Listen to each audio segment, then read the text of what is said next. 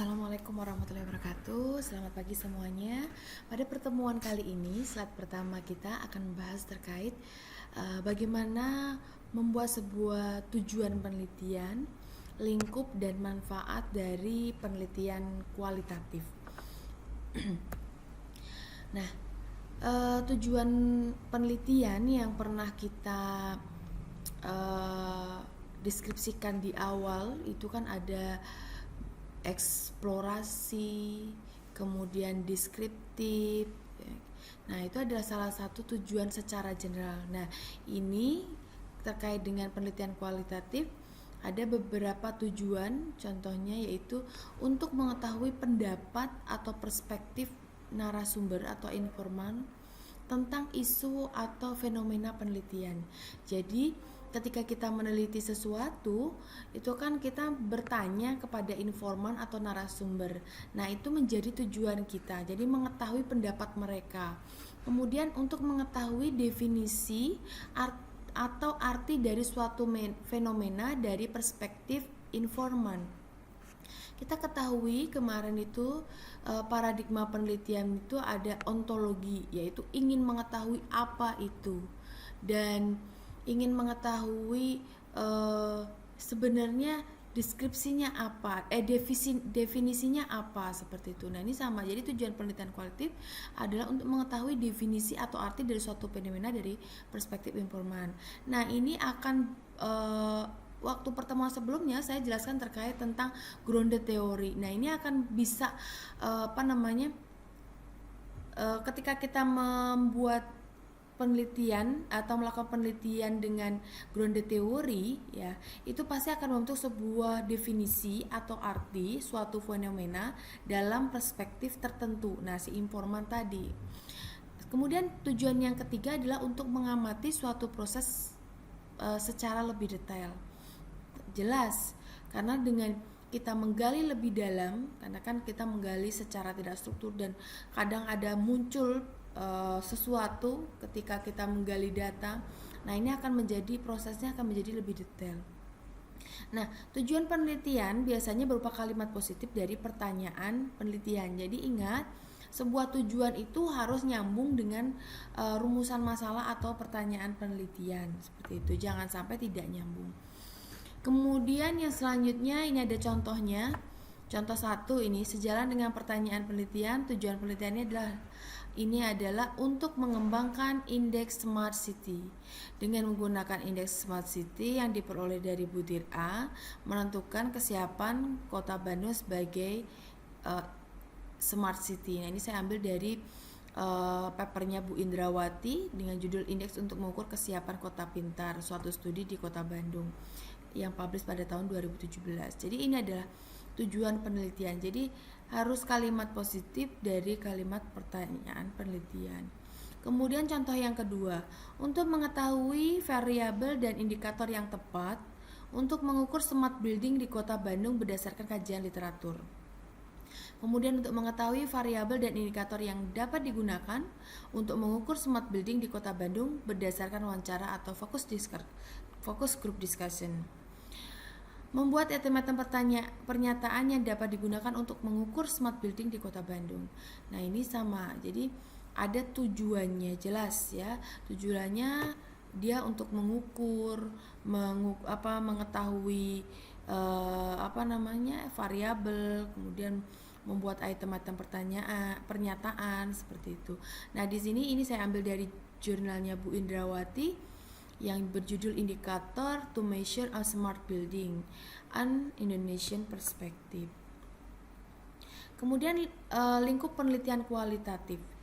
Kejelasan lingkup penelitian ini akan menggambarkan sampai batas mana penelitian akan dilakukan, yang pada akhirnya akan memberikan gambaran secara logis, kesimpulan dan saran yang akan diperoleh dari penelitian. Nah, lingkup penelitian ini harus dibuat pada tahap awal ketika akan melakukan penelitian dan ditulis dalam proposal penelitian. Nah, apabila peneliti tidak bisa menjelaskan lingkup penelitian dengan baik, maka kemungkinan hasil penelitiannya tidak dipahami dengan jelas. Misalkan tidak dibuat lingkupnya, maka dia akan melebar kemana-mana seperti itu dan sulit untuk memiliki arah seperti itu. Untuk membuat lingkup penelitian yang tepat dan bagus, peneliti hendaknya harus memahami secara jelas studi yang akan dilakukan, persyaratan apa yang boleh dan apa yang tidak boleh, apa yang mungkin dan yang tidak mungkin dilakukan dalam penelitian harus diketahui dengan baik. Sehingga peneliti dapat membuat batasan penelitian yang dapat dikerjakan agar penelitian berjalan baik dan lancar, serta tetap menghasilkan manfaat yang dapat diterima oleh penilai. Nah, lingkup penelitian atau scope of study ini menerangkan batasan-batasan penelitian, yaitu tentang hal-hal apa yang akan diteliti dan apa yang tidak diteliti dalam penelitian tersebut. Kejelasan manfaat ya, yang selanjutnya adalah kejelasan manfaat. Tadi ruang lingkup berlanjut pada manfaat atau kepentingan penelitian kualitatif. Kejelasan manfaat atau kepentingan penelitian hendaknya dilihat dari dua sudut pandang. Yang pertama yaitu kepentingan akademik, yaitu untuk pengembangan keilmuan yang berkaitan dengan teori-teori atau model yang dipakai dalam penelitian. Kemudian yang kedua adalah dari segi praktik. Kalau yang melakukan penelitian adalah mahasiswa, misalkan mahasiswa manajemen bisnis, mahasiswa sistemasi, maka kepentingan prakteknya harus dilihat dari sudut pandang dari bidang tersebut, dari objek dan subjek penelitian yang dilakukan. Nah, manfaat praktik ini banyak bervariasi ya, bergantung berapa subjek dalam penelitian tersebut.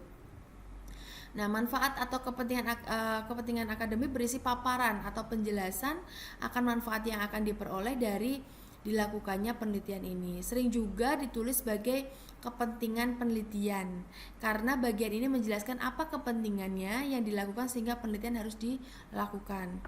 Kemudian ini adalah salah satu contohnya. Pertama, ini ada manfaat akademik dan manfaat praktik ya. Memberikan pengetahuan dan pemahaman mengenai dimensi-dimensi dan indikator yang dapat digunakan untuk mengukur smart building dan menjadi ukuran bagi penelitian selanjutnya. Nah, ini jelas secara akademik ya, indikator-indikator dimensi itu termasuk dalam bagian dari teori atau konsep. Kemudian pada penelitian ini dihasilkan item-item pernyataan kuesioner untuk mengukur smart building yang belum pernah ada di penelitian-penelitian atau artikel lainnya yang terpublikasi. Hal ini menjadi novelty penelitian yang menjadi sumbangan terhadap dunia pengetahuan dan akademik. Nah, ini bagus karena untuk menyusun kuesioner itu kalau dari sisi kita memang belum ada teori dan konsep, bentuknya kan kita mengkonstruk. Nah, ini sangat penting sekali untuk kita bagaimana membuat item-item pernyataan kuesioner. Kemudian yang selanjutnya untuk manfaat praktik. Nah, ini contohnya manfaat untuk Kota Bandung ya. Hasil penelitian ini dapat dijadikan bahan masukan bagi pemerintah Kota Bandung terkait dimensi-dimensi dan indikator apa saja yang dijadikan acuan untuk mengukur smart building dan juga dapat diimplementasikan di kota lain di seluruh Indonesia. Kemudian smart building menjadi solusi untuk masalah pencemaran energi lingkungan, menciptakan kota yang ramah lingkungan, mewujudkan efisiensi biaya pengelolaan gedung, meningkatkan kenyamanan penduduk kota. Menjadi barometer kota pintar di seluruh Indonesia, dapat dijadikan promosi untuk meningkatkan pariwisata di Kota Bandung. Nah, ini manfaat praktik. Kalau manfaat praktik itu harus ada orang atau subjek yang mendapatkan keuntungan seperti itu. Nah, ini manfaat praktik bagi developer misalkan. Bangunan dengan konsep smart building dapat menjadi value added bagi produk bangunan yang ditawarkan karena memiliki fitur yang lebih lengkap, mendukung efisien biaya operasional dan kenyamanan pengguna gedung. Sedangkan manfaat untuk konsumen, bangunan dengan konsep smart building atau smart home dapat meningkatkan efisiensi biaya, kenyamanan dan keamanan. Itu terkait tujuan, kemudian ruang lingkup atau sekupnya, penelitian, dan manfaat. Jadi pesan saya bagi kalian yang ingin meneliti ketika menyusun bab 1, pastikan menyusun tujuan itu diselaraskan dengan rumusan masalah. Kemudian ruang lingkup itu harus jelas. Anda harus mengetahui apa yang akan dilakukan dan tidak dilakukan. Jadi Anda harus membatasi apa yang menjadi penelitian Anda supaya jelas arahnya.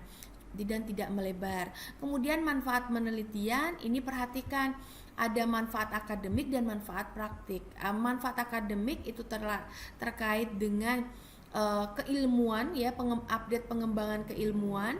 Kemudian kalau terkait praktik ya, manfaat praktik itu perhatikan subjek-subjek yang mendapatkan keuntungan dari penelitian tersebut. Demikian presentasi saya atau penjelasan saya terkait tujuan, lingkungan, dan manfaat penelitian kualitatif. Semoga dapat bermanfaat dan dapat dipahami. Apabila ada pertanyaan, silakan tinggalkan pesan di komen di bawah video, atau bisa ditanyakan melalui email saya, WhatsApp, atau di dalam grup WhatsApp kita. Itu saja dari saya tutup dari slide pertama ini. Wassalamualaikum warahmatullahi wabarakatuh.